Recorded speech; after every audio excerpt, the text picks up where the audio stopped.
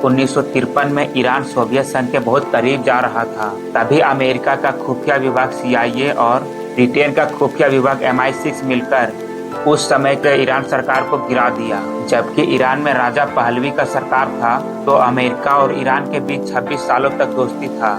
1979 में ईरान में इस्लामिक क्रांति होने के बाद ईरान और अमेरिका के बीच दुश्मनी हो गया। तभी ईरान ने अमेरिका के 52 कर्मचारियों और राजदूतों को ईरान के कॉलेज के बच्चों द्वारा गिरफ्तार करवा दिया। तभी अमेरिका अपने 52 नागरिकों को बचाने के लिए ऑपरेशन इल्लीगल पोलो चालू किया। तभी 2019 में अमेरिका, ऑस्ट्रेलिया, कनाडा और यूरोप के देशों ने ईरान के आर्मी को आतंकवादी घोषित कर दिया। 28 फरवरी 2026 को अमेरिका और इजराइल ने मिलकर अयतुल्ला अली खामने का मारने का कोशिश किया। तभी अली खामने का मृत्यु के बाद ईरान ने 40 दिन पर राष्ट्रीय शोक कर दिया। अमेरिका और ईरान में इतना गहरा दोस्ती होने के कारण दोनों देश दुश्मन बन गया। तो चलिए इस वीडियो को शुरू से शुरू करते हैं। ईरान की तेल की कहानी 1900 ईस्वी के आसपास शुरू होता है। उस समय ईरान के पास तेल का बहुत बड़ा भंडार था, लेकिन उस समय ईरान के तेल पर ईरान का कंट्रोल नहीं था। उस समय ब्रिटेन का एक company, Anglo Iranian oil company, तेल निकालकर बेचने का अधिकार था। यही एंग्लो ईरानियन ऑयल कंपनी सीधे तौर पर ब्रिटेन सरकार के प्रभाव में था। इसका मतलब यही हुआ कि ईरान के जमीन से तेल निकलता था, लेकिन सबसे ज्यादा ब्रिटेन को फायदा होता था। 1900 से लेकर 1950 तक यही स्थिति बना रहा। बल्कि ईरान के जमीन से तेल निकल रहा था, फिर भी ईरान का बहुत कम मुनाफा हो रहा था और ईरान के मजदूर काम करते थे तो उन लोगों का परिस्थिति बहुत खराब था। उसके बाद धीरे धीरे ईरान के लोग ईरान सरकार के खिलाफ होने लगा, क्योंकि ईरान की जनता को लग रहा था उनके देश के संसाधन सही फायदा उन्हें नहीं मिल रहा था। फिर 1951 में ईरान में बहुत बड़ा बदलाव आया। मोहम्मद मोसादे ईरान के प्रधानमंत्री बने। मोहम्मद मोसादे ईरान के तेल उद्योग को राष्ट्रीयकरण कर दिया कि ईरान का तेल ईरान के सरकार के कंट्रोल में होगा। इस फैसला से ब्रिटेन के कंपनियों को बहुत ज्यादा नुकसान हुआ, क्योंकि ब्रिटेन के कंपनियों को ईरान सरकार ने बाहर निकाल दिया। ब्रिटेन इस फैसला को बहुत ज्यादा विरोध किया और ब्रिटेन ने ईरान पर आर्थिक दबाव डालना चालू कर दिया। फिर ब्रिटेन ने ईरान से तेल खरीदना भी बंद कर दिया। फिर ब्रिटेन ने दूसरे देशों को भी ऐसा ही करने बोला। इससे ईरान का अर्थव्यवस्था कमजोर होने लगा। इसी दौरान इस मामले में अमेरिका शामिल हो गया, क्योंकि अमेरिका को डर था अगर ईरान कमजोर होता है तो वह सोवियत संघ के करीब चला जाएगा। इसलिए फिर 1993 में अमेरिका का CIA और ब्रिटेन के MI6 ने मिलकर गुप्त योजना बनाया, जिसे ऑपरेशन एजेक्स कहा जाता है। इस ऑपरेशन में CIA और MI6 ने मिलकर ईरान में विरोध प्रदर्शन करा दिया और ईरान के कुछ सेना के हिस्सों को अपने पक्ष में कर लिया और आखिरकार प्रधानमंत्री मोसादे की सरकार को हटा दिया और उन्हें जेल में डाल दिया गया। इसके बाद अमेरिका और ब्रिटेन ने मिलकर शाह मोहम्मद रजा पहलवी को ईरान का सत्ता सौंप दिया और इस तरह फिर से ईरान में राजशाही शासन शुरू हो गया। और फिर से 1952 के बाद तेल का पूरा नियंत्रण ईरान के पास नहीं रहा। उसके बाद तेल का कारोबार अमेरिका, ब्रिटेन, फ्रांस और नीदरलैंड जैसे देशों में बांट दिया गया और इससे ब्रिटेन और अमेरिका के कंपनियों को बहुत ज्यादा फायदा हुआ, जबकि ईरान को इतना ज्यादा फायदा नहीं हो रहा था। फिर 1980 में ईरान और अमेरिका के रिश्ते में बदलाव आने लगा। यानी ईरान और अमेरिका 1952 से 1979 तक दोस्त था। यानी ईरान अमेरिका के इशारों पर 26 सालों तक काम करते रहा, क्योंकि अमेरिका ने ही ईरान सरकार शाह मोहम्मद रजा पहलवी का सरकार बनाया था। इसी कारण से 26 सालों तक ईरान अमेरिका के इशारों पर काम करते रहा। उसके बाद 1979 में ईरान में इस्लामिक क्रांति हुआ और यह क्रांति 1 महीना 4 दिन तक चला और इस क्रांति में शाह मोहम्मद रजा पहलवी को सरकार को हटा दिया गया, क्योंकि बहुत से ईरानी लोग अमेरिका से नाराज थे। फिर Shah Mohammad Reza Pahlavi Iran छोड़कर मिस्र देश भाग गया और मिस्र के राष्ट्रपति अनवर उनके करीबी दोस्त थे। जब शाह मोहम्मद रजा पहलवी मिस्र देश पहुंचा तो उसका मिस्र में बहुत अच्छा से स्वागत हुआ, लेकिन ईरान की नई सरकार के दबाव के कारण मोहम्मद रजा पहलवी को मिस्र देश छोड़कर निकलना पड़ा। इसी तरह मोहम्मद रजा पहलवी मेक्सिको देश गया, फिर वहाँ कुछ कारण से भागना पड़ा। फिर अमेरिका चला गया, फिर कुछ दिनों के बाद पनामा देश पहुंचा। कुल मिलाकर शाह मोहम्मद रजा पहलवी को कोई देश रखने के लिए तैयार नहीं था। अंत में फिर मिस्र देश पहुंचा और 27 जुलाई 1980 को मिस्र के शहर काहिरा में एक कैंसर हॉस्पिटल में शाह मोहम्मद रजा पहलवी का मृत्यु हो गया। फिर ईरान में इस्लामिक क्रांति के बाद बहुत बड़ा बदलाव हुआ। इससे पहले ईरान में ब्रिटेन और अमेरिका का बहुत ज़्यादा प्रभाव था और इन्हीं के इशारे पर ईरान पूरा काम करता था। लेकिन ईरान में इस्लामिक क्रांति के बाद रुहुल्लाह खोमैनी ईरान के सत्ता पर आए और उन्होंने पहले ईरान के कानून व्यवस्था में बदलाव किया और अमेरिका और ब्रिटेन का कानून को हटाकर पूरा तरह से पूरा ईरान में इस्लामिक कानून लागू कर दिया गया, जिसे शरिया कानून भी कहा जाता है। इससे पहले अमेरिका और ब्रिटेन ने ईरान में अपना वेस्टर्न कल्चर थोप चुका था और पूरा ईरान में महिलाओं को बिना हिजाब रहने का आज़ादी मिल चुका था और पूरा ईरान में शराब पीना, नाइट क्लब जाना, वेस्टर्न फिल्म, म्यूजिक, यह सब उस समय आम बात था और अमेरिका और ब्रिटेन ने वेस्टर्न कल्चर को बहुत ज़्यादा बढ़ावा दिया। इसी तरह ईरान के स्कूल और कॉलेजों में पश्चिमी शिक्षा को बहुत ज़्यादा जोर दिया गया और ईरान के बड़े बड़े उद्योग पश्चिमी देश के तरीकों से चलाने लगा, जैसे अभी भारत में हो रहा है। अभी भारत अमेरिका के इशारे पर नाच रहा है, इसी तरह ईरान भी कर रहा था।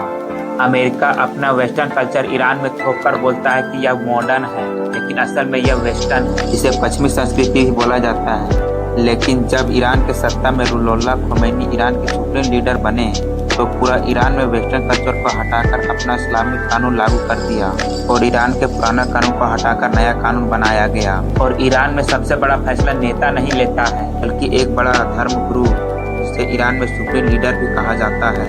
और इसी तरह ईरान में इस्लामिक क्रांति होने के बाद ईरान में महिलाओं को सिर ढकने और हिजाब पहनने और ढीला ढाला कपड़ा पहनने के लिए अनिवार्य कर दिया गया और चोरी करने पर हाथ काटना, शराब पीने या गलत काम करने पर गोला मारने जैसा कड़ी सजा शुरू कर दिया गया। इस तरह ईरान में वेस्टर्न कल्चर को हटाकर इस्लामिक कानून लागू कर दिया गया। लेकिन इसी समय इस्लामिक क्रांति के समय एक ऐसा घटना होता है जो पूरा अमेरिका को हिलाकर रख देता है। ईरान के लोग अमेरिका से बहुत ज़्यादा नाराज और गुस्सा था, क्योंकि अमेरिका ने मोहम्मद रजा पहलवी को अपने देश में शरण दिया था और ईरान के छात्रों और क्रांतिकारियों को लगा कि अमेरिका इनके साथ विश्वासघात कर रहा है और ईरान के जनता और वहाँ के क्रांतिकारियों को लग रहा था कि अमेरिका फिर से तख्ता पलट करके मोहम्मद रजा पहलवी को फिर से सत्ता पर बैठा सकता है।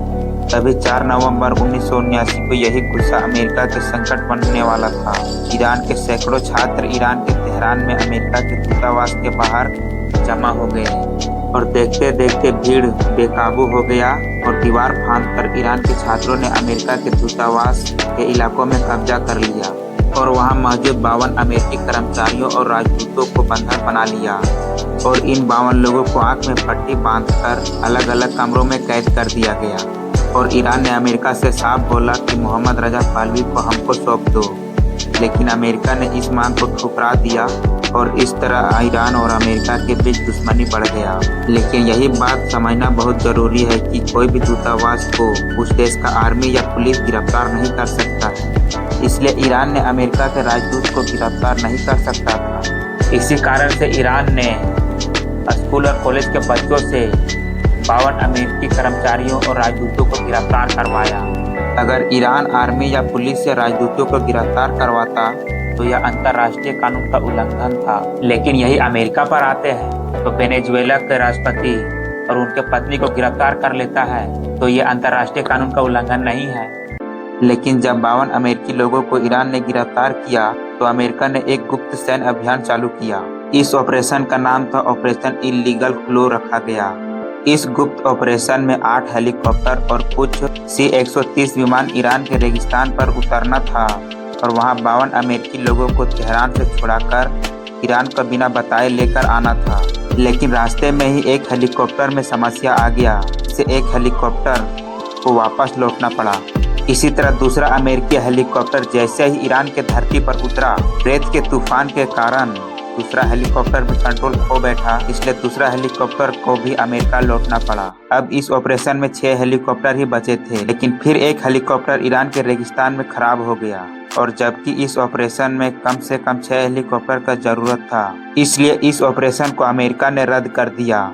लेकिन अमेरिका का यहाँ किस्मत खराब था। जब अमेरिका का ऑपरेशन असफल हो गया तो वह अपना देश अमेरिका वापस लौट रहा था।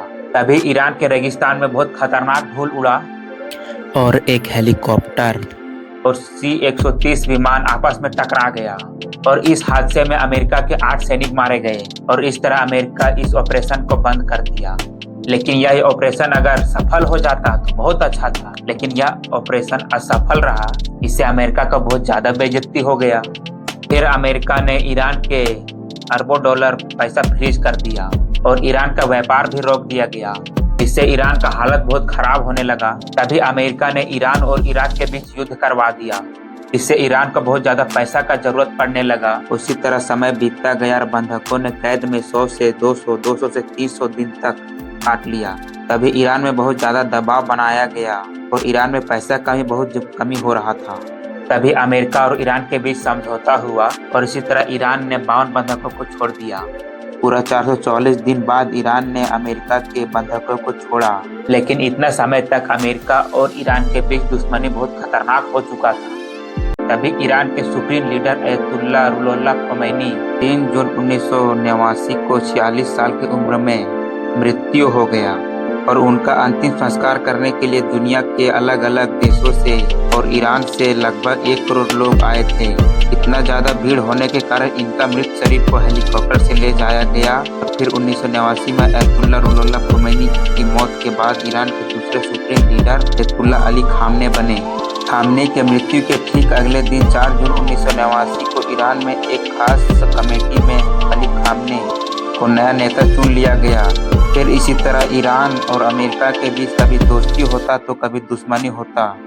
तभी अमेरिका के राष्ट्रपति डोनाल्ड ट्रंप बनते हैं। इससे पहले 2015 में ईरान और अमेरिका के बीच एक समझौता हुआ था कि ईरान परमाणु बम नहीं बनाएगा। तभी 2018 में अमेरिका के राष्ट्रपति डोनाल्ड ट्रंप ने उस समझौता को बेकार समझकर तोड़ दिया। डोनाल्ड ट्रंप का मानना था कि यह समझौता ईरान को बहुत ज्यादा छूट दे रहा है। डोनाल्ड ट्रंप इस समझौता को तोड़कर ईरान में कड़े व्यापार का प्रतिबंध लगा दिया और दूसरे देशों को भी बोल दिया कि ईरान से व्यापार या तेल नहीं खरीदेगा कोई। इससे ईरान का कमाई रुक गया और ईरान में महंगाई आसमान छूने लगा। की जनता महंगाई से बहुत ज्यादा परेशान होने लगा। तभी ईरान सरकार ने करीब 70% आबादी को सीधा नगद पैसा देना शुरू कर दिया और जरूरी सामानों पर सरकार ने सब्सिडी देना चालू कर दिया। इससे ईरान में थोड़ा महंगाई कम हो गया। 20 जनवरी 2020 में डोनाल्ड ट्रंप के आदेश पर अमेरिका ईरान के सबसे बड़े जनरल कासिम सुलेमानी को ड्रोन हमला में मार दिया।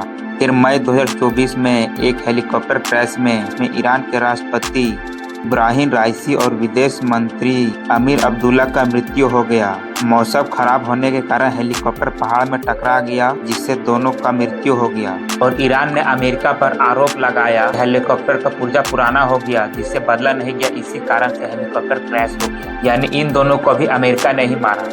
अमेरिका का यही चाल होता है, कभी हेलीकॉप्टर क्रैश में मारता है, कभी मिसाइल से मार देता है, लेकिन मारता सबको अमेरिका ही। फिर जून 2025 में अमेरिका ईरान के 3 परमाणु ठिकाने पर हमला करके बर्बाद कर दिया। लेकिन ईरान को पहले ही पता चल चुका था कि अमेरिका परमाणु ठिकाने पर हमला करने वाला है, इसलिए ईरान ने वहां से परमाणु ठिकाना हटा दिया था। उसके बाद 28 फरवरी 2026 को अमेरिका और इजराइल ने मिलकर ईरान पर एक बड़ा सैन्य हमला किया, जिसे ऑपरेशन एपिक फ्यूरी कहा जाता है। इजराइल और अमेरिका का मानना था कि ईरान परमाणु बम बनाने के बहुत करीब है और इजराइल और अमेरिका बोलता है कि अगर ईरान परमाणु बम बना लेता है तो पूरा दुनिया को खतरा होगा। तभी कुछ अंतर्राष्ट्रीय मीडिया और सोशल मीडिया दावा कर रहा था कि 28 फरवरी 2026 को अयतुल्ला अली खामने का मृत्यु हो गया है। हालांकि ईरान सरकार और वहां के समाचार एजेंसी IRN ने अभी तक मृत्यु का आधिकारिक तौर पर घोषित नहीं किया है। लेकिन ईरान के सर्वोच्च नेता अली खामने की मृत्यु के बाद ईरान 40 दिन का राष्ट्रीय शोक कर दिया है। इसी कारण से ईरान का झंडा आधा झुका रहेगा। शिया इस्लाम में 40 दिन का खास महत्व होता है, इसलिए ईरान ने इतना लंबे समय तक शोक रखा है और इसी 40 दिनों में ईरान के नए सर्वोच्च नेता चुने जाएंगे। हालांकि अभी तक अयतुल्ला अली खामने का मृत्यु का कोई पक्का सबूत नहीं है। अब आपको लग रहा होगा कि यह लड़ाई अमेरिका, इजराइल और ईरान के बीच है, लेकिन ऐसा नहीं है। ईरान के पीछे रूस और चीन खड़ा है। रूस ईरान को ड्रोन टेक्नोलॉजी, खुफिया जानकारी और सैटेलाइट की मदद से ईरान को एकदम सटीक जानकारी देकर ईरान का बहुत ज्यादा मदद कर रहा है। इससे ईरान और ज्यादा खतरनाक होते जा रहा है। इसी तरह चीन भी ईरान का मदद कर रहा है। चीन ने 25 साल के करीब $400 बिलियन का निवेश करने का वादा किया है, जिससे ईरान और चीन के बीच और ज़्यादा गहरा दोस्ती हो गया है। लेकिन अभी ईरान पर अमेरिका प्रतिबंध लगाया है और पश्चिमी देश और अमेरिका बोल रहा है कि ईरान से कोई तेल नहीं खरीदेगा। दुनिया का ज़्यादातर देश अमेरिका से डरता है, इसी कारण से ईरान से तेल नहीं खरीद रहा है। लेकिन यहीं पर चीन 90% तेल ईरान से ही खरीद रहा है। और इसी तरह इजराइल के पीछे अमेरिका, ब्रिटेन, फ्रांस और नाटो संगठन देश और सऊदी अरब, यह सब देश इजराइल का मदद कर रहा है और इजराइल को अपना देश को ग्रेटर इजराइल बनाना है। इसी कारण से यह लड़ाई बहुत ज्यादा हो रहा है। यानी यह लड़ाई ईरान और अमेरिका और इजराइल का नहीं है, यह लड़ाई अमेरिका और रूस का है। मिलते हैं अगले वीडियो में।